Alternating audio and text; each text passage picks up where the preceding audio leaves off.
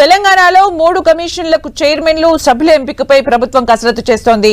Human rights commission chairman తో పాటు సభ్యుల ఎంపికపై సెక్రటేరియట్ లో సీఎం రేవంత్ రెడ్డి సమావేశమయ్యారు. హెచ్ఆర్సీతో పాటు లోకాయుక్త, ఉప లోకాయుక్త చైర్మన్లు సభ్యుల ఎంపికపైన సమావేశంలో చర్చించనున్నారు. అలాగే రాష్ట్ర ప్రధాన సమాచార కమిషనర్ల ఎంపికపైన ప్రభుత్వం కసరత్తు చేస్తోంది.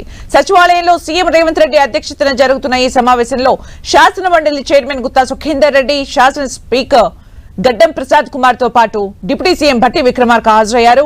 ఈ సమావేశానికి విపక్ష బీఆర్ఎస్ సభ్యులు గైర్హాజరయ్యారు. 3 కమిషన్లకు చైర్మన్లు సభ్యులను ఎవరిని నియమించాలన్న దానిపై చర్చించిన తర్వాత ఆయా ప్రతిపాదిత పేర్లను రాష్ట్ర గవర్నర్ కు పంపనుంది ప్రభుత్వం. గవర్నర్ ఆమోదం తర్వాత 3 కమిషన్లకు చైర్మన్లు సభ్యులను నియమించనుంది రాష్ట్ర ప్రభుత్వం.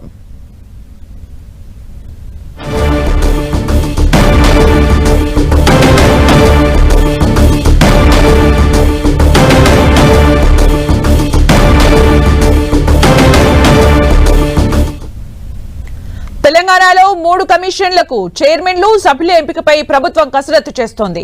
హ్యూమన్ రైట్స్ కమిషన్ చైర్మన్ తో పాటు సభ్యుల ఎంపికపై సెక్రటేరియట్ లో సీఎం రేవంత్ రెడ్డి సమావేశమయ్యారు. హెచ్ఆర్సీతో పాటు లోకాయుక్త, ఉప లోకాయుక్త చైర్మన్లు సభ్యుల ఎంపికపైన సమావేశంలో చర్చించనున్నారు. అలాగే రాష్ట్ర ప్రధాన సమాచార కమిషనర్ల ఎంపికపైన ప్రభుత్వం కసరత్తు చేస్తోంది.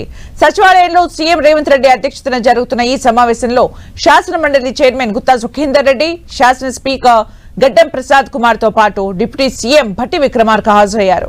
ఈ సమావేశానికి విపక్ష బీఆర్ఎస్ సభ్యులు గైర్హాజరయ్యారు. 3 కమిషన్లకు చైర్మన్లు సభ్యులను ఎవరిని నియమించాలన్న దానిపై చర్చించిన తర్వాత ఆయా ప్రతిపాదిత పేర్లను రాష్ట్ర గవర్నర్ కు పంపనుంది ప్రభుత్వం. గవర్నర్ ఆమోదం తర్వాత 3 కమిషన్లకు చైర్మన్లు సభ్యులను నియమించనుంది రాష్ట్ర ప్రభుత్వం.